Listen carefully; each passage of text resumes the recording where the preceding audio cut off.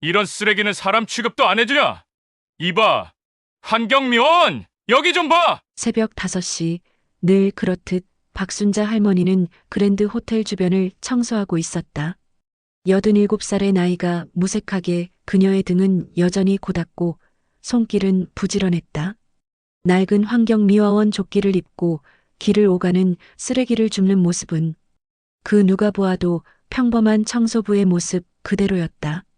그러나 그녀의 정체는 달랐다. 그랜드 호텔의 사장이자 유명 기업인인 박민우의 어머니였다. 박순자 할머니는 아들이 일군 사업의 성공으로 부유한 노후를 보낼 수 있었지만 그녀는 다른 선택을 했다. 봉사활동은 내 삶의 의미지. 나이 들어 가만히 있는 것보다 사회에 보탬이 되는 게 좋아. 박순자 할머니는 매일 새벽 아들이 경영하는 호텔 주변을 청소하며 조용히 봉사활동을 했다. 아들 박민우는 어머니의 활동을 알고 처음에는 말렸지만 어머니의 강한 의지를 꺾을 수 없었다.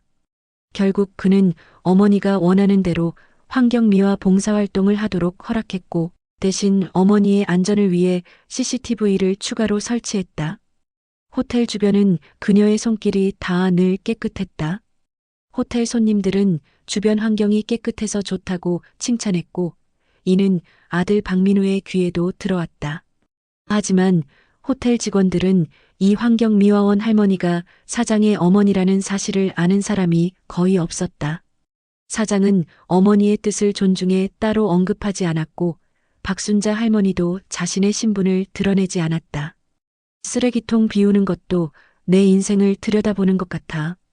버려진 것 속에서도 가치를 찾는 일이지. 오늘도 그녀는 호텔 뒤편을 청소하고 있었다. 봄 기운이 완연한 아침이었지만 호텔 주변은 전날 밤 손님들이 버린 쓰레기로 어수선했다. 종이컵, 담배꽁초, 음식물 쓰레기가 뒤섞여 있었다. 그녀는 묵묵히 쓰레기를 분류하며 봉투에 담았다. 이 일이 그저 봉사라기보다는 자신의 존재 가치를 찾는 시간이라고 생각했다. 이렇게 호텔 주변이 깨끗하면 내 아들이 좋아할 거야. 그녀는 살짝 미소를 지으며 중얼거렸다.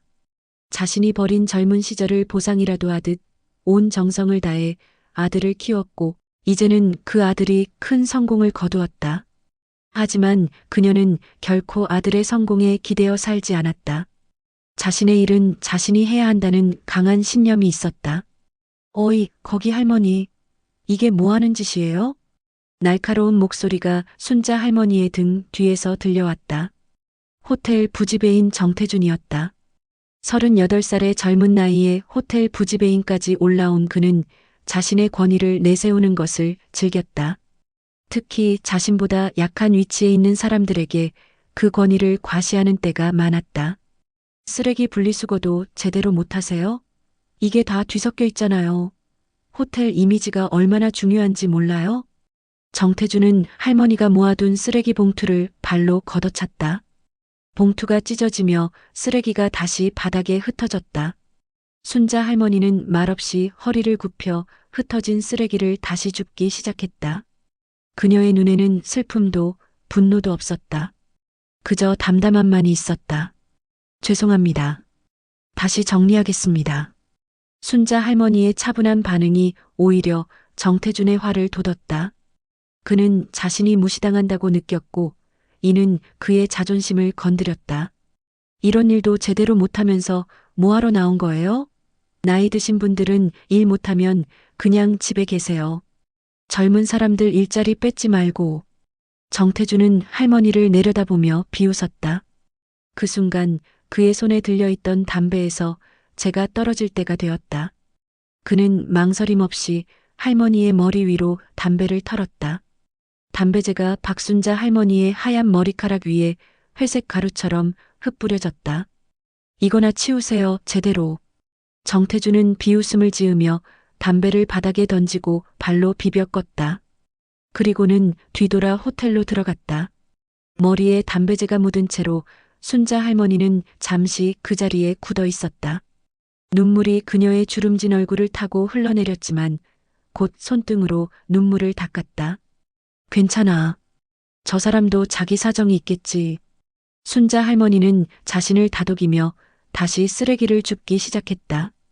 그녀의 하얀 머리카락에는 여전히 담배재가 남아 있었다.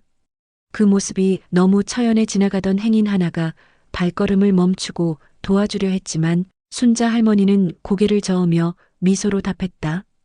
괜찮아요. 제가 할 수 있어요. 그 모습을 호텔 뒤편 CCTV가 모두 담고 있었다는 사실을 정태주는 알지 못했다. 아들 박민우가 어머니의 안전을 위해 특별히 설치한 그 카메라는 오늘의 모든 장면을 선명하게 기록하고 있었다. 박 할머니, 괜찮으세요? 어떻게 이런 일이? 환경미화반 동료 김영수가 할머니에게 달려왔다.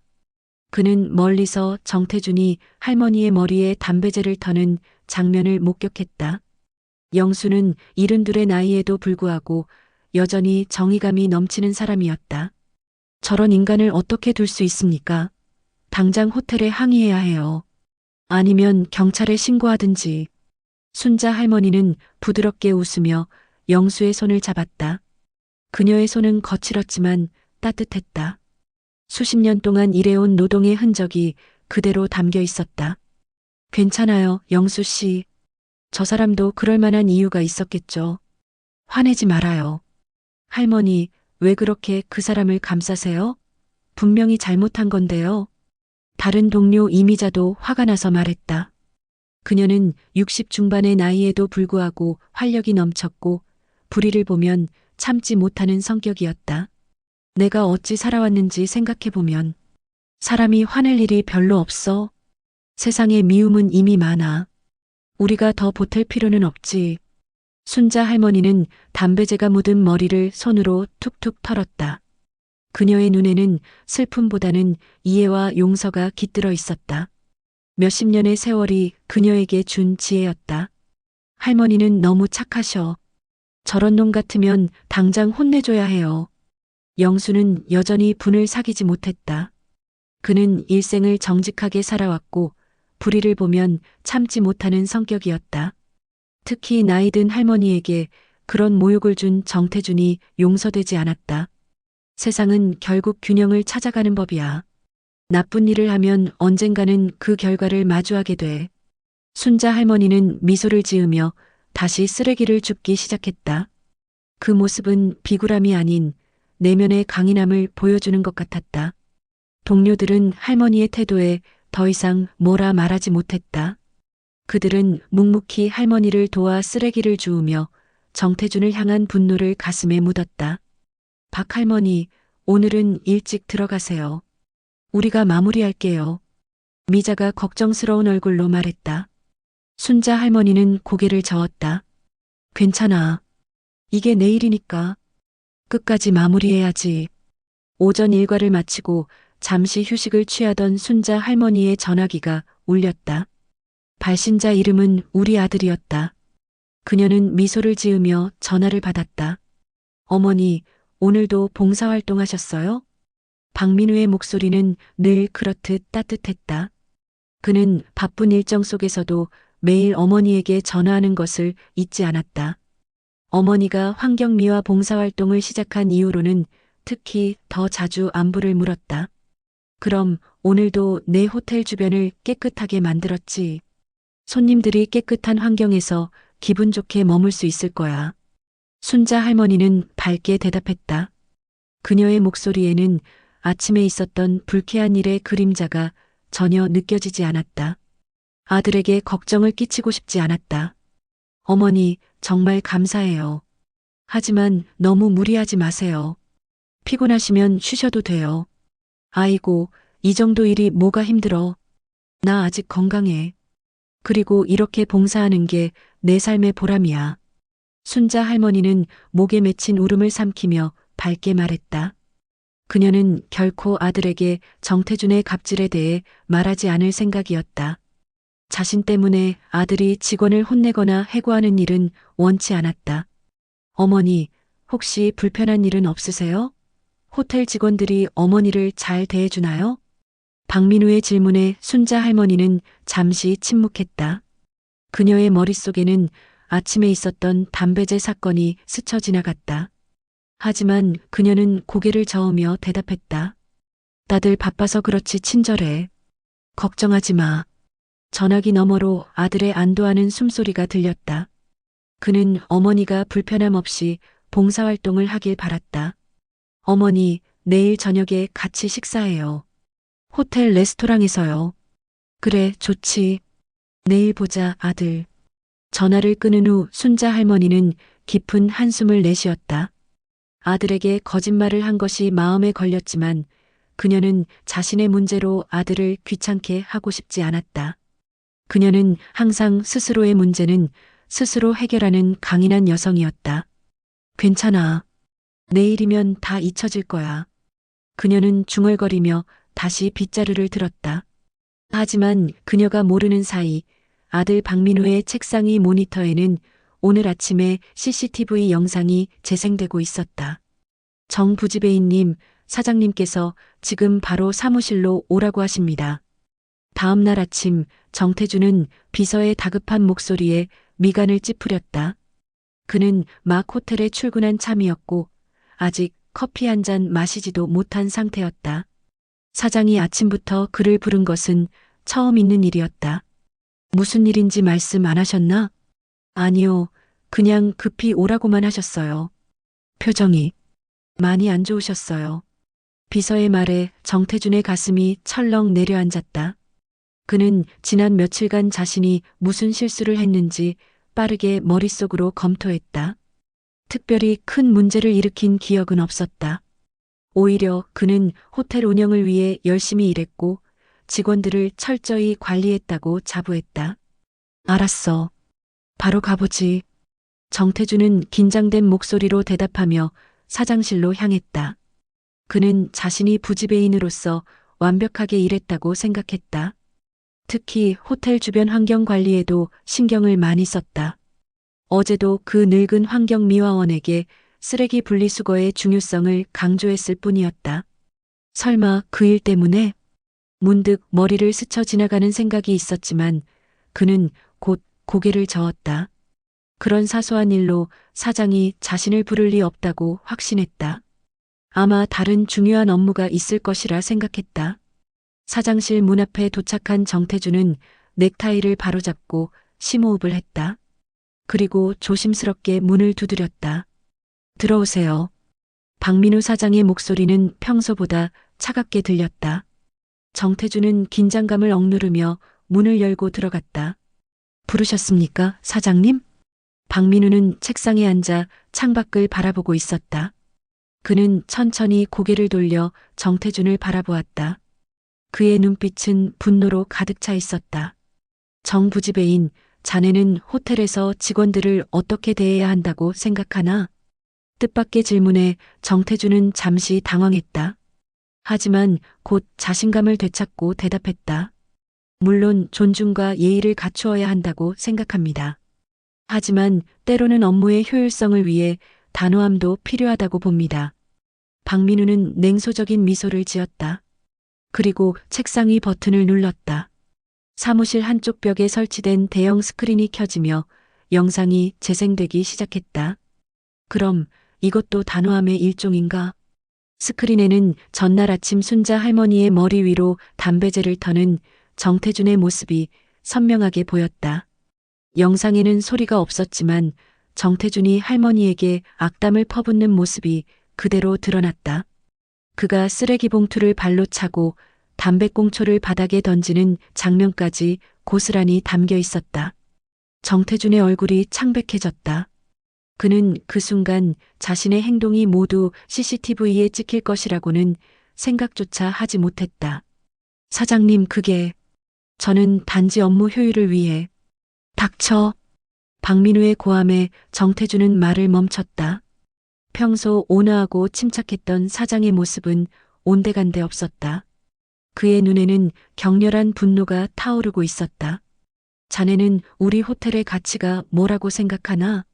우리는 존중과 배려를 최우선으로 한다. 그게 단지 손님들에게만 해당되는 것이 아니라 모든 사람에게 적용되는 원칙이라네.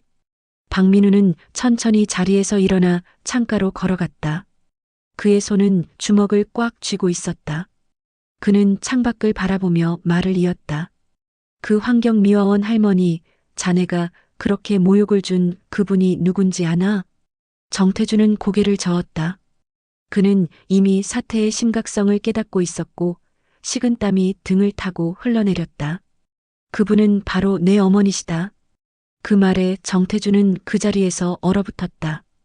그의 얼굴이 창백해지더니 곧 붉게 달아올랐다. 공포와 당혹감, 그리고 수치심이 뒤섞인 표정이었다. 사장님 어머니라고요? 그렇다. 내 어머니는 매일 아침 우리 호텔 주변을 자원봉사로 청소하신다. 아무 데가 없이 오직 봉사의 마음으로. 박민우는 다시 정태준을 향해 돌아섰다. 그의 눈빛은 차가웠지만 목소리는 통제된 분노로 떨리고 있었다. 자네는 어떤 사람인지 모르는 노인에게, 그것도 내 어머니에게 담배재를 털었어.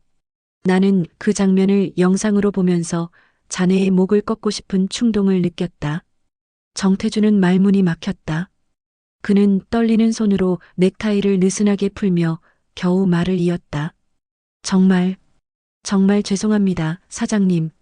저는 몰랐습니다.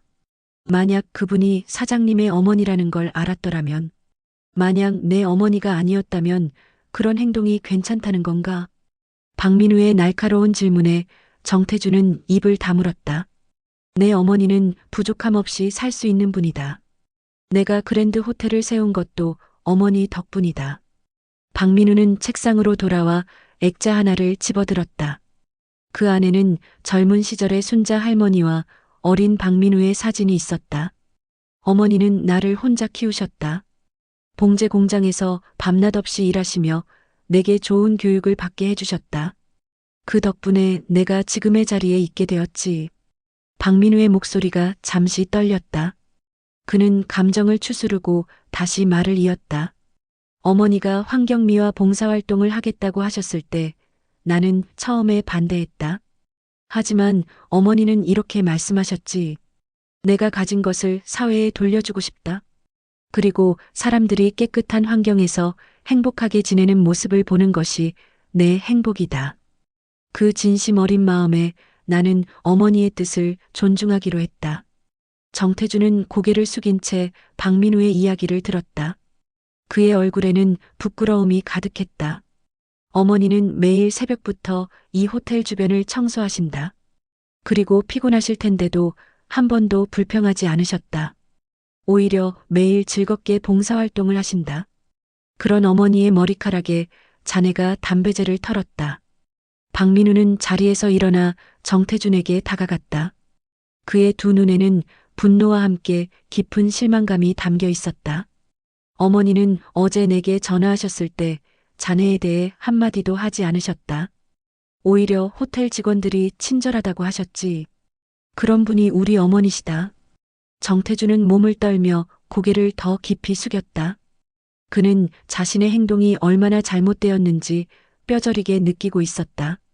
사장님, 정말 죄송합니다. 제가 잘못했습니다. 어머님께 직접 사과드리겠습니다. 그럴 기회조차 줄 생각이 없네. 박민우의 목소리는 차갑게 가라앉았다. 그는 서랍에서 서류 한 장을 꺼내 정태준에게 건넸다. 지금 당장 호텔을 떠나게. 짐은 경비가 정리해서 보내줄 것이다. 그리고 이 해고 통지서에 서명하게.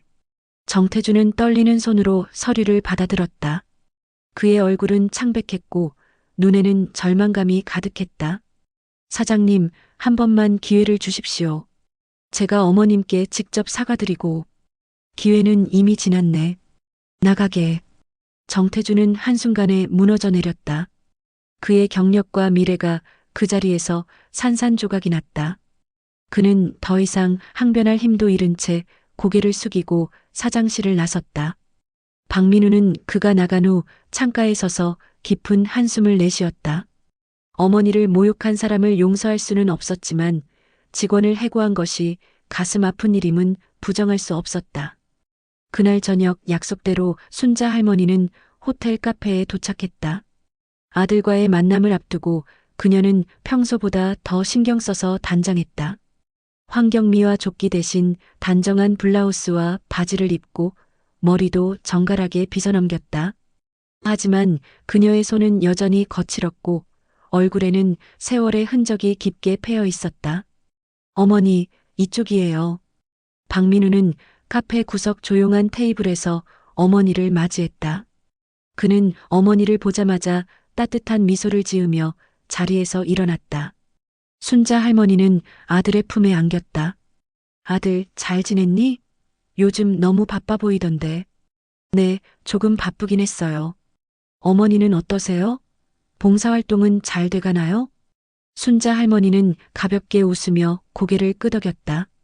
그녀는 어제 있었던 사건을 아들에게 절대 알리고 싶지 않았다. 그녀에게는 그런 일이 그저 지나가는 바람 같은 것이었다. 오늘 호텔 주변이 어쩌면 이렇게 깨끗한지 누가 내 일을 대신한 것 같네. 박민우는 마음 한편이 아팠다. 어머니가 얼마나 강인한 사람인지 알기에 그 겸손함이 더욱 그를 슬프게 했다. 어머니, 사실 제가 어제 CCTV를 통해 모든 걸 봤어요. 정부지배인이 어머니에게 한 행동을. 순자 할머니의 표정이 굳었다. 그녀는 놀란 눈으로 아들을 바라보았다. 그래서 오늘 그 사람을 해고했어요. 어머니의 머리에 담배재를 터는 그런 사람은 우리 호텔에 있을 자격이 없어요. 아이고, 그렇게까지 할 필요는 없었는데. 그 사람도 잘못을 뉘우쳤을 거야. 순자 할머니의 눈에는 걱정과 안타까움이 가득했다. 그녀는 자신 때문에 누군가가 일자리를 잃었다는 생각에 마음이 불편했다. 어머니, 그 사람은 단지 어머니에게만 그런 게 아니에요. 다른 직원들에게도 비슷하게 행동했다고 해요. 어머니 사건은 그저 마지막 계기였을 뿐이에요. 박민우는 어머니의 손을 꼭 잡았다. 그의 눈에는 결연한 의지가 담겨 있었다. 우리 호텔의 가치는 모든 사람을 존중하는 것이에요. 그건 손님이든 직원이든 환경미화원이든 마찬가지예요. 그 가치를 어머니께서 가르쳐 주셨잖아요. 순자 할머니의 눈에 눈물이 고였다. 아들이 이렇게 훌륭하게 자란 것이 그녀의 가장 큰 자랑이었다. 정말 우리 아들이 자랑스럽구나. 내가 이런 가치관을 가지고 있어서 기뻐. 둘은 조용히 차를 마시며 이야기를 나누었다.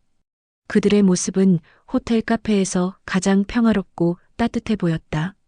비록 한 사람은 성공한 호텔 사장이고 다른 한 사람은 환경미화 봉사를 하는 노인이었지만 그들 사이의 사랑과 존중은 그 어떤 부와 지위보다 값진 것이었다. 어머니, 앞으로도 봉사활동 계속하실 거죠? 그럼 내가 할 수 있는 한 계속할 거야. 이게 내 행복이니까. 다음 날 아침 호텔 직원들은 새로운 공지를 받았다. 모든 직원은 호텔 주변에서 환경미화 봉사활동을 하는 노인들에게 특별한 존중을 표하도록 한다. 그들의 노력은 우리 호텔의 가치를 높이는 소중한 일이다. 그리고 그 아래에는 작은 글씨로 덧붙여 있었다. 그들 중에는 나의 어머니도 계십니다. 마이너스 박민우 사장. 그 후로 호텔 직원들은 환경미화 봉사자들에게 더욱 친절하게 대했고 순자 할머니는 더 행복하게 봉사활동을 이어갔다. 그녀는 아침마다 호텔 주변을 청소하며 때로는 젊은 직원들에게 삶의 지혜를 나누어 주곤 했다. 그리고 모두가 그녀를 호텔의 수호천사라고 부르기 시작했다. 이 이야기는 우리에게 중요한 교훈을 남긴다. 사람의 가치는 겉모습이나 지위가 아닌 그 사람의 행동과 마음에서 나온다는 것을, 그리고 진정한 성공이란 돈과 명예가 아닌 다른 이들에 대한 존중과 사랑이라는 것을. 여러분도 주변의 모든 사람을 소중히 대하고 있나요? 이 글이 마음에 드셨다면 좋아요와 구독, 그리고 여러분의 생각을 댓글로 남겨주세요. 여러분의 작은 응원이 더 많은 이야기를 만드는 힘이 됩니다.